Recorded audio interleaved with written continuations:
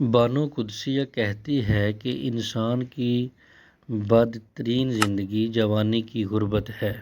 اگر آپ محبوب عورت کی خاموشی کو سمجھ نہیں پائے تو آپ کو یہ کہنے کا کوئی حق نہیں کہ مجھے تم سے محبت ہے۔ ہر عورت کو اتنا تو آوارہ مزاج ضرور ہونا چاہیے کہ مرد اپنی تمام ضروریات گھر سے ہی پوری کر سکے۔ بانو قدسیہ کہتی ہے کہ یہ بات ہمیشہ یاد رکھنا کہ جس عورت کے میکے میں اس کے باپ کی عزت اور احترام ہے وہی عورت اپنے شوہر کی عزت کرے گی۔ ساس گھر آنے والی بہو کو اپنی بیٹی سمجھ لے تو یقین کریں اس عورت کو کبھی میکے کی کمی محسوس نہ ہوگی۔ خاموشی ایک زیور ہے جسے عورت تب پہنتی ہے جب وہ سو رہی ہو۔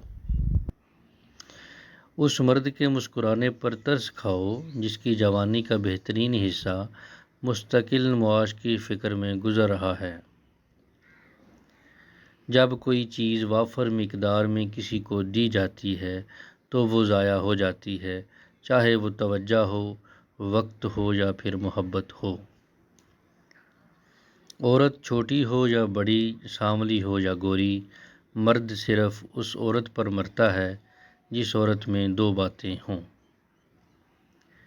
جو عورت گھر کو جنت بنائے نہ کہ جہنم، جو عورت مرد کی عزت کرنا جانتی ہو۔